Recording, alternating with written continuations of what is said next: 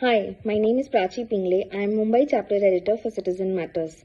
Last month on June 4th, when the results were declared for nearly 23.8 lakh medical seat aspirants, it was soon revealed that there were many instances of mismanagement, such as paper leaks, inflation of marks, and grace marks that were given to some students because at their exam centers they were given less time to write the exam.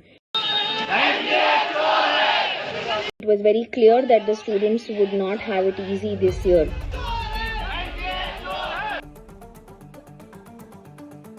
Cases that are bunched together and are being heard at Supreme Court will continue on July 18th as well. What that means is the students who were expecting to go for counseling for admissions on July 6th will still have to wait. The counseling has been postponed to third week of July. However, that also could change because the Supreme Court has commented that there is no doubt that the sanctity of this exam has been compromised. Now, in cases where paper leaks are confirmed, the general practice is to conduct a re-exam because it is very difficult to understand how many people actually benefited from it. However, given the number of students who have taken this exam and how difficult it is to conduct this nationwide exam, the Supreme Court is probably considering whether this exam can be held viable and the results could be used for conducting medical admissions for this year. Many students and teachers who spoke to us said that they will probably consider taking a drop year this year because of two reasons. So one, because of inflation in ranks, which means the same number of marks, the rank is much lower this year.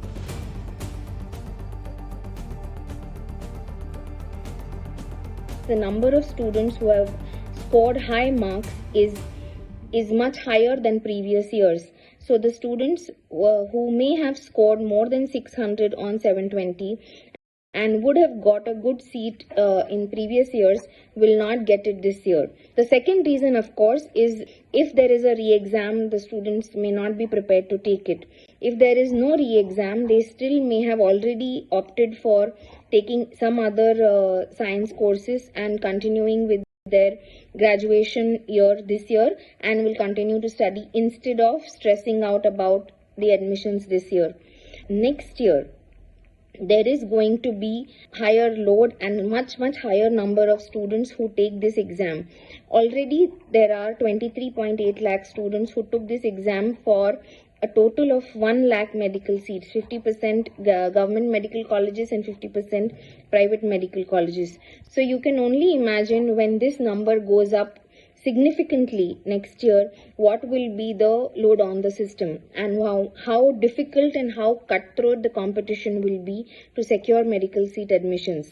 The other fallout which some of the professors talked about is that a lot of students will end up taking admissions this year into graduation courses and will simply drop off if they get admissions into medical or paramedical professional courses next year.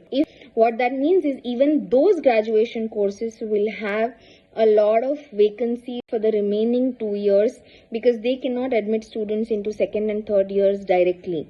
The most important thing, however, is to understand how high the pressure is, and a lot of counselors are alerting that we have to be proactively looking out for our children and watch out for any signs of distress because most of the students who spoke to us said that this exam was literally blood, sweat and tears for them. In the meanwhile, the Supreme Court continues to hear the matter and we hope that there will be a judgment soon. If you see that any student is showing any kind of signs of distress, please alert their teachers and parents and try to support them as much as you can.